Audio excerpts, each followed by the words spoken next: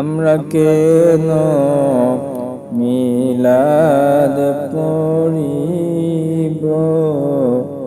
প্রচলিত মিলাদ কি হাদিসে আছে?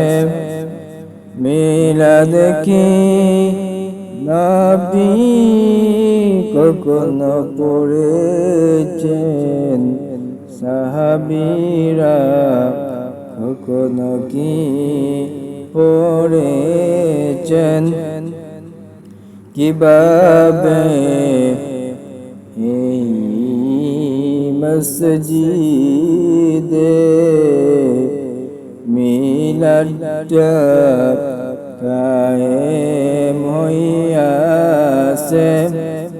আল্লাহ বলেন, তোমরা নামাজ কায়েম করো। নামাজ কায়েম রেখে তারাও মিলাদ কায়েম করিল। জন্মতে মিলাদ পড়িল, মৃত্যুতে মিলাদ পড়িল। ঘর বানাইতে মিলাদ পড়িল। মিলাদ কি সাহাবীরা কখনো পড়েছেন? সাহাবী, তাবেঈ, তাবেঈ, তাদের যুগে কি মিলাদ ছিল?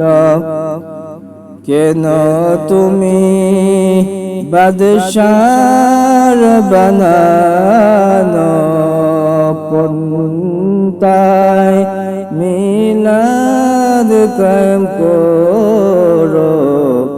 সুর মিলাতে নিয়ে তুমি দুরুদ যে পড়ো, দুরুদ পড়ার সময় তুমি কেন ভুল পড়ো?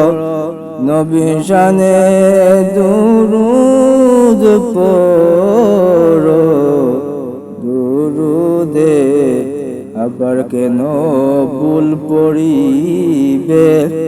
নবীজির নামে হরফ পাওয়া যায় কুরআন হাদিসে। যখন তুমি মিলাদে টান দিলা, মুহাম্মদ বলে যখন টান দিলা, তখন তো 5 হরফ হয়ে যায়।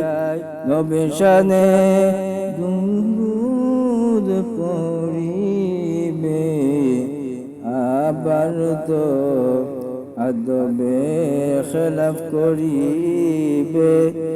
এটা তো কখনো মানা যায় না। নামাজের কায়েম করো না। কেউ যদি ইসলাম প্রচার করতে চায়, তুমি তাকে বাধা দিয়ে করবে না।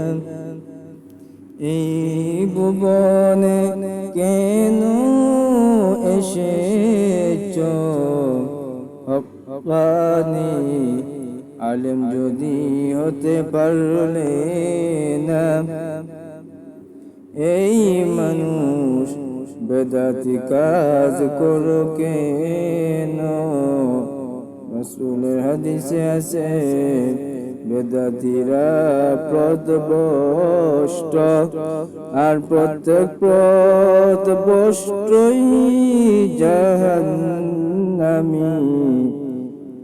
কেন তোমরা ফরজ ওয়াজিব বাদ দিয়ে নির্জন মিলাদ পড়িবা? ফরজ নাই ওয়াজিবের খবর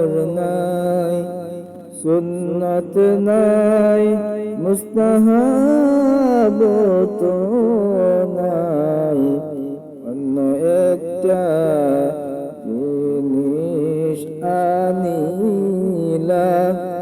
ফজরের সময় মসজিদে গেলে দেখা যায় না